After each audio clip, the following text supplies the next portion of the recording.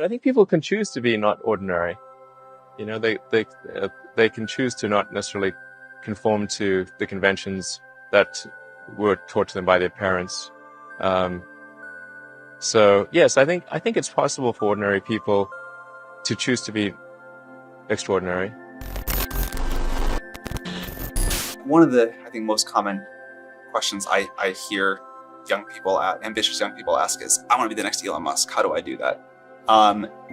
Obviously, the next Elon Musk will work on very different things than you did. But what have you done, or what did you do when you were younger that you think sort of set you up to have a big impact? Well, I think first of all, I should say that I do not expect to be involved in all these things. Whatever this thing is that you're trying to create, what would be the utility delta compared to the current state of the art times how many people it would affect?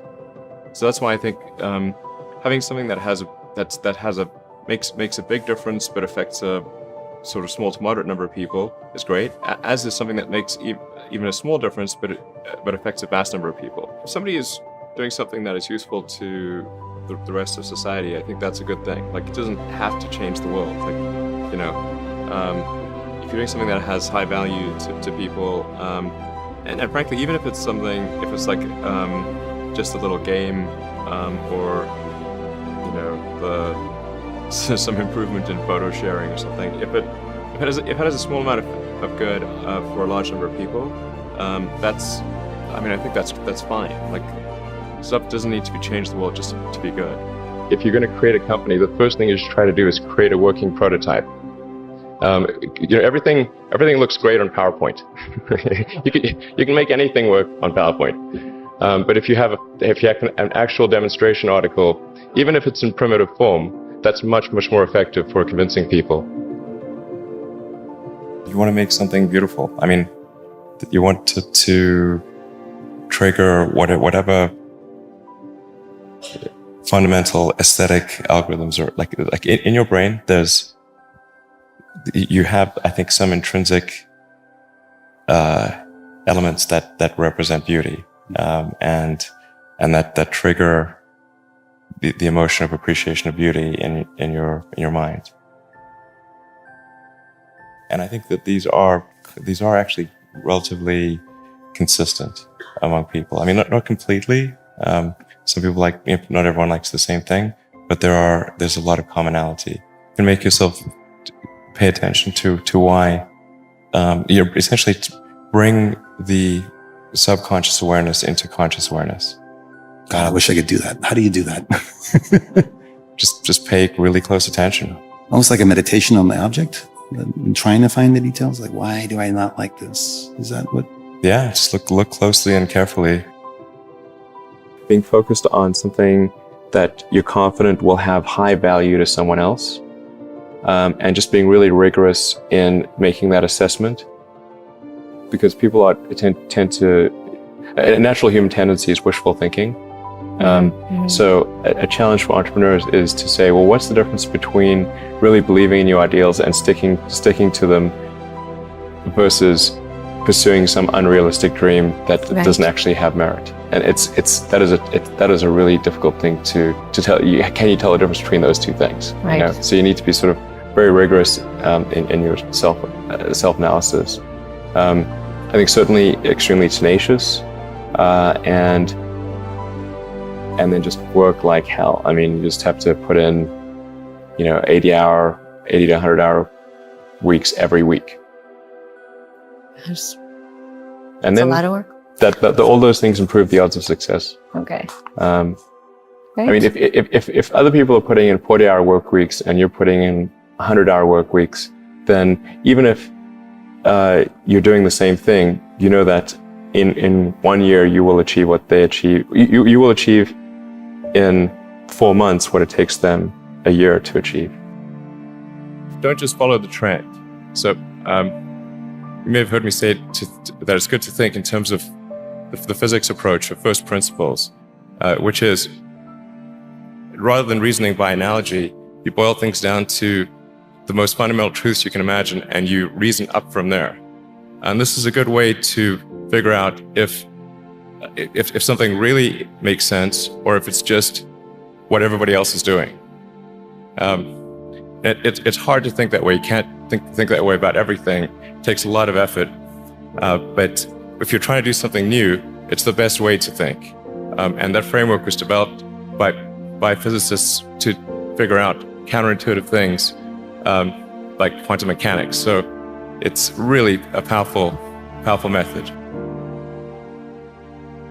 If you consider two futures, one where we are forever confined to Earth until eventually something terrible happens, or another future where we are out there on many planets, maybe even going beyond the solar system, I think that second version is incredibly exciting and inspiring, and there need to be reasons to get up in the morning. You know, life can't just be about solving problems. Otherwise, what's the point? There's got to be things that people find inspiring and make life worth living.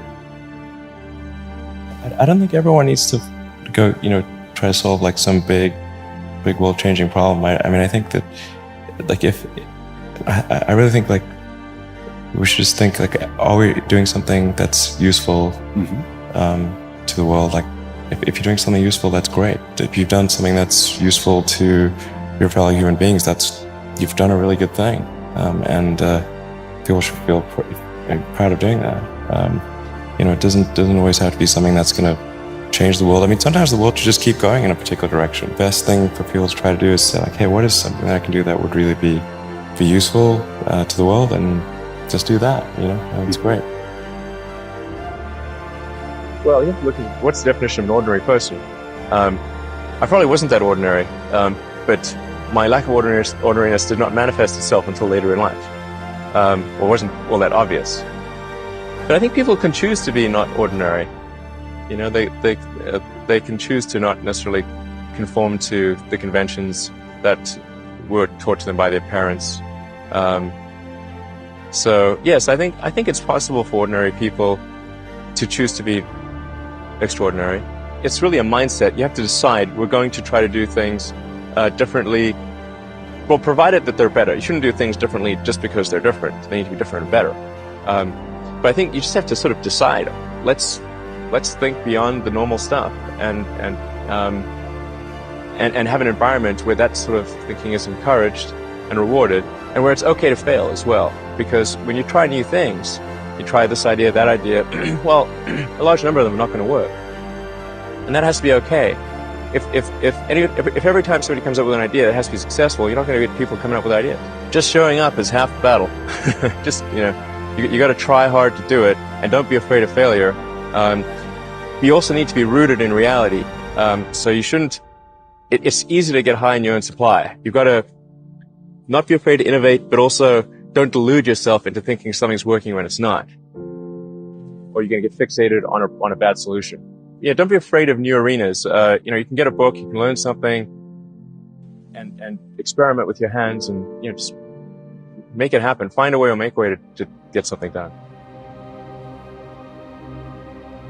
Always taking the position that you're to some degree wrong, and your goal is to be less wrong over time. One of the biggest mistakes people generally make, and I'm guilty of it too, is wishful thinking. You want something to be true, even if it isn't true. You ignore the real truth because of what you want to be true.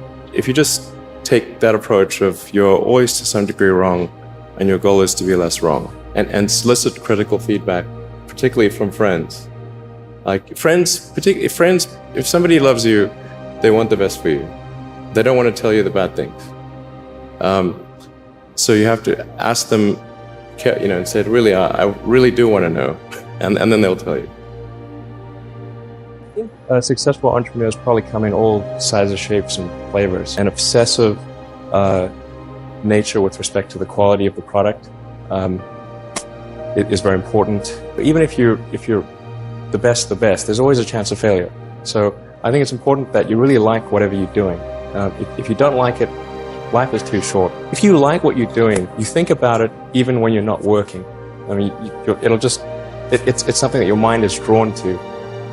And if you don't like it, you just really can't make it work, I think. You guys are the magicians of the 21st century.